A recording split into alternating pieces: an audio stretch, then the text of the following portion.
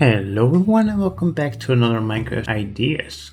This time we're gonna go very deep, my friends, because this time we're gonna look at some mine entrances. So I guess it's not that deep, but well, you know what I'm saying.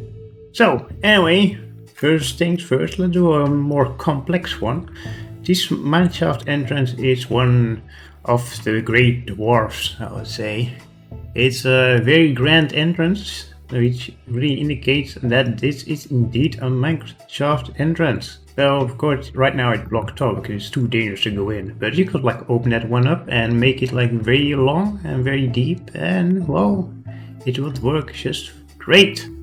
There's even a pathway to the right that makes you go on top of the mountain, or you could expand on the walls to make it even bigger and make it even more grand. I would see this in more of like a valley scenario where like there's two mountains on each side of this area, and then there's like this big entrance with the pathway going towards where we want to go. You could even expand with the rails towards the place that you want to go. So the possibilities are near endless. There is not too much to look at right now, but there's a couple of details I want to go over. First of all, this lantern is it's a very medieval kind of looking lantern, which is very easy to build with polished andesite, then 4 blocks of a polished tough wall, then a couple of oak fences, then oak stair, with 2 oak trapdoors and a polished slab in the middle, and an oak fence gate leading just beneath it.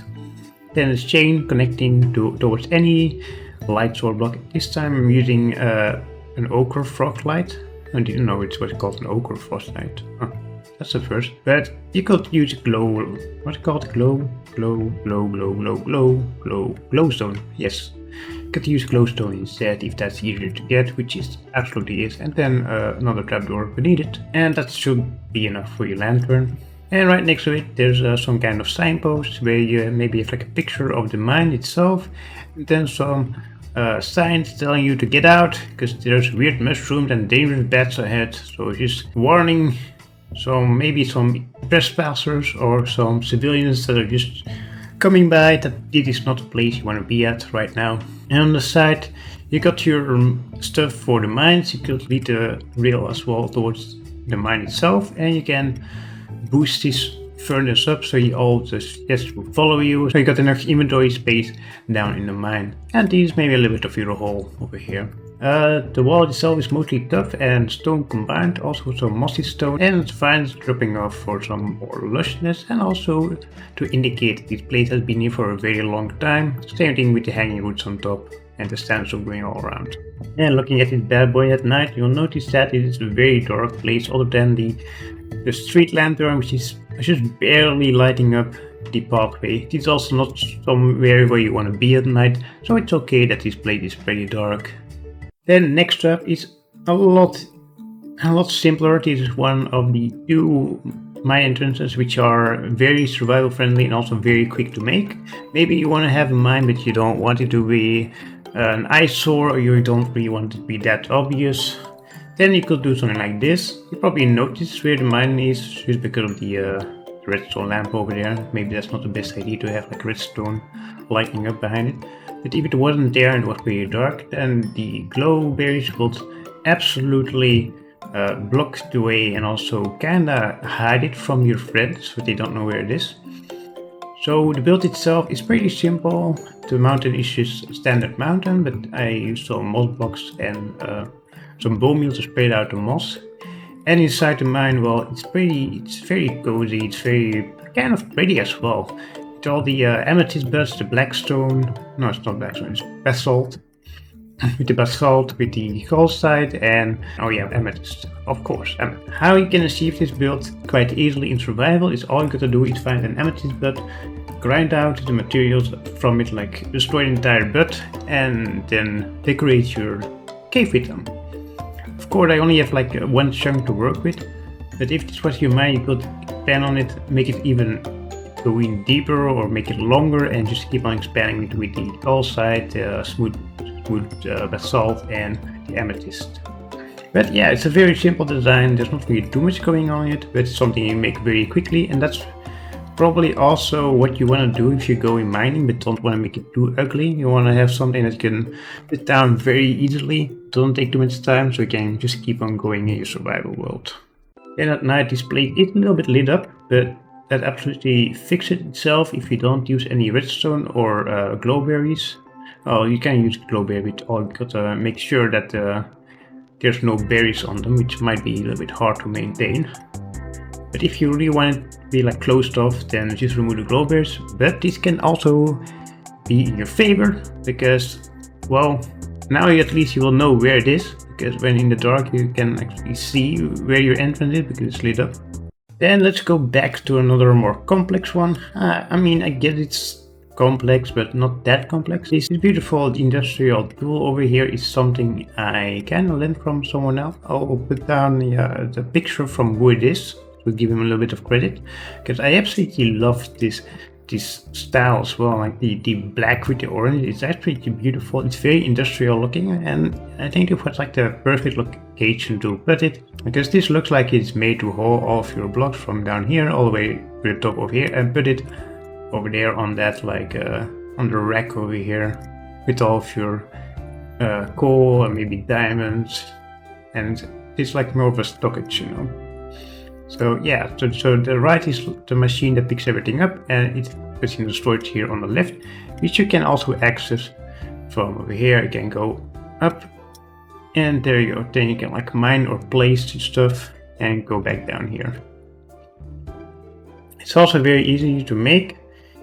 So basically all different kind of lightning rods, and on top of these you also want to put some fences with a fence gate. Then on top of these lightning rods you want to have all kinds of hanging signs. If you go debug stick you can make it so that these are connected to that one, but I wanted to show you how this thing looks if you don't have a debug stick. Oh, also you want to use trapdoors right beneath it, so you can actually put your blocks on top of it so they don't fly around. Then the machinery is also very easy to make. There's not too many different blocks in there. There are stairs, there's a normal block, and there's like observers pretty much everywhere to make it more industrial looking.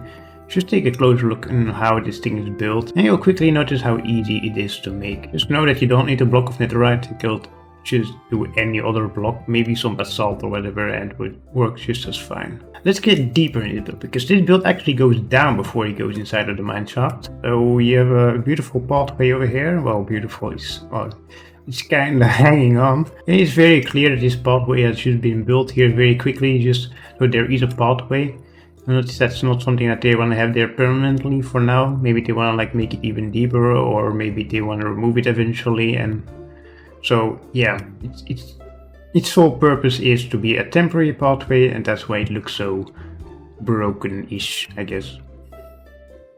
Then once you go deeper, we get here where we're doing all the mining. You'll notice that the blocks around here are indeed damaged, and well, they have been doing some digging. And here as well, you got the hole that you got from the mines, and it's getting filled up by the machine. Of course, you can go deeper and expand your mine, but again, I only got like a chunk to work with, so I'm saving some space and only going as deep as I can.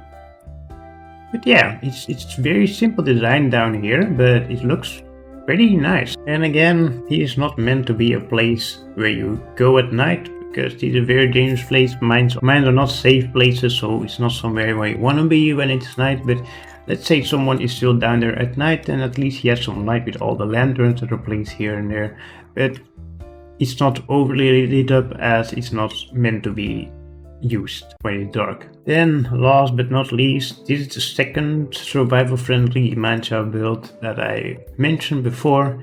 This is more of a cove, I would say, and like this is for when you have one of those cave entrances right inside of the water.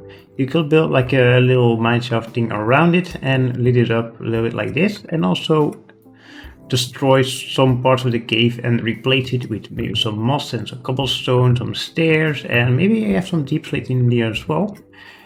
I also made the floor a lot darker with the black stained glass, so it looks a lot deeper. And below the black stained glass I also used black concrete, because black concrete is an amazing block if you want to make it look like there's an abyss down there. even though it's only like 3 blocks deeper. I think it's 3 blocks. Let me check. With using spectator mode, you can clearly see that this black concrete is only like 3 blocks below the black stained glass, and if you go above it, it looks very, very dark. It looks like this thing goes on forever and ever and ever. But again, this is a very simple build. There's not really too much to say about it. It uses very standard cave blocks, I would say. This is a little bit more work if you want to do it in survival, as you have to destroy some parts of the cave itself and replace it with some other blocks like the cobblestone and the mossy cobblestone. But it has a very beautiful effect.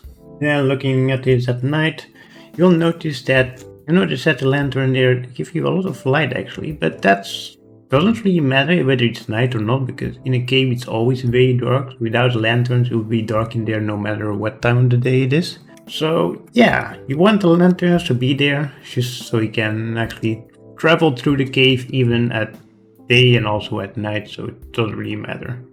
There you have it. 4 different mineshaft entrances. I hope you liked it. I hope you got some inspiration for it for your next build.